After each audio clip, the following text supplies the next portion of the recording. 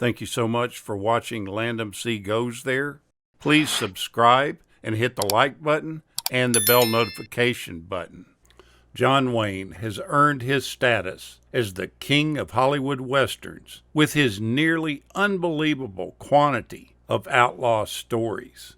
The essence of the catalog of his work is basically the development of that genre. The 1939 Stagecoach launched many of the expected things that would last generations. Then in 1956, The Searchers represented a growing that reflected more serious ethical issues. And in 1962, The Man Who Shot Liberty Valance explored the end of an era as gunslingers reflected on their place in history. Amazing as it seems, John Wayne's work was largely ignored by the Academy Awards, but his one and only Oscar was won for Best Actor in the iconic Western True Grit. It really is only fitting that his final screen appearance would be a Western, and this Western doesn't get the praise that it needs. It really is just known as John Wayne's last film, but it's a good one. The Shootist is a 1976 film directed by Don Siegel. The supporting cast includes Lauren Bacall, Ron Howard, Jimmy Stewart, Richard Boone, Hugh O'Brien, Harry Morgan, John Carradine, Sherry North, Scatman Carruthers, and Rick Lenz. The storyline takes place in Carson City around 1901, when an aging gunfighter named J.B. Brooks, played by John Wayne, rides into town. His deeds are infamous, and despite his age, he is still feared and by some revered. However, Brooks is dying of cancer, and he has about 2 months to live. Initially, his thoughts turn to finding a nice, quiet place where he can just die in peace. Soon, however, he hits upon another plan, one that's befitting to his career and involving more dignity and less suffering. It's been widely reported that Wayne was terribly sick and basically terminally ill when this picture was made. But that's not the case. He was a heavy smoker for most of his life, and he had been diagnosed with lung cancer in 1964. He underwent surgical removal of his left lung and several ribs. He remained clinically cancer-free until early 1979, when the disease had metastasized to his stomach, intestines, and spine, which led to his death a year later. Following the release of this movie, Wayne appeared in a televised public service announcement for the American Cancer Society that began with a scene in which Wayne's character is informed of his cancer. Wayne then added that he had enacted the same scene in real life 12 years earlier. Though this film was a Paramount production, the street scenes and most of the interior shots were filmed at Warner Brothers on their backlot and their sound stages located in Burbank. John Wayne's contract gave him script approval over the film, and he made a number of major and minor changes. One of the biggest was that in the book and the original screenplay, his character kills his last opponent by shooting him in the back, and he is fatally wounded by a bartender with a shotgun and is finally put out of his misery by Gillum. Wayne maintained that over his entire film career, he had never shot an adversary in the back, and he wouldn't start doing that now.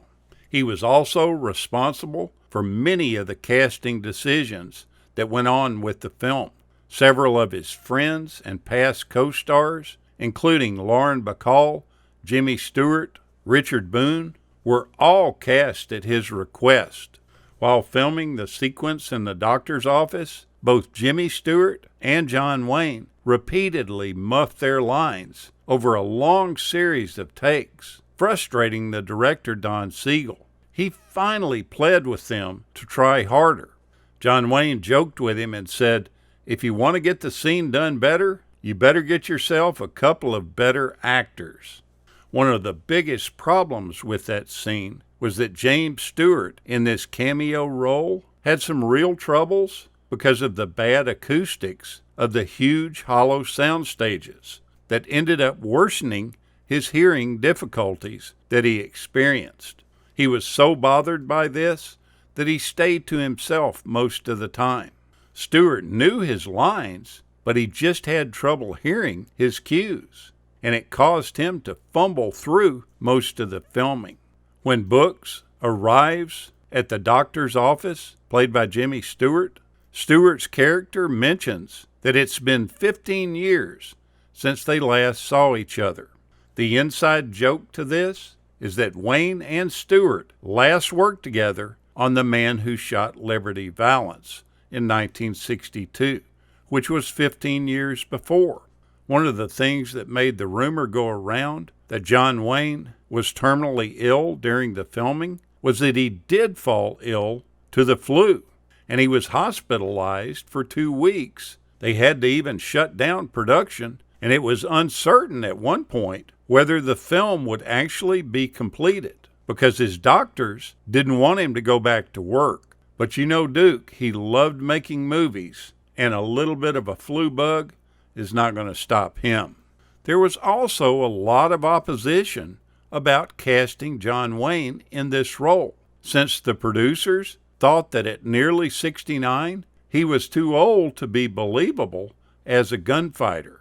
But it was producer Dino De Laurentiis who insisted on casting Wayne.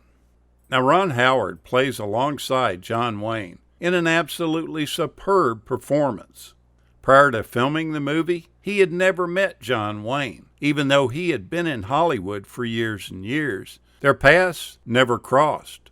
Once he arrived at the hotel, he was met by the director, and the director asked him, "You want to go meet Duke?" Ron Howard jumped at that opportunity. While they were walking past the gift shop in the hotel, they passed a newsstand that just happened to have Ron Howard and Henry Winkler's picture on it from Happy Days. The director thought it would be funny to buy it and take it up and show it to John Wayne when they were introduced. When John Wayne came to the door, Ron Howard's jaw dropped open, because here was this huge guy with no hair. He was bald, because for years and years he had worn a hairpiece in his films. Ron Howard shook his hand, and his hand was swallowed up by John Wayne's. The director showed him the TV guide that had Ron and Henry Winkler on it, and Duke looked at it, then looked at Ron Howard and said, "So you're a big shot now." Then they both had a big chuckle about it. They loved working together, and had John Wayne not died, there were plans in the works for them to do another movie together. Take a look at this fantastic film. It's a great one to remember John Wayne by. Thank you so much for watching, and we'll continue to chase the classics.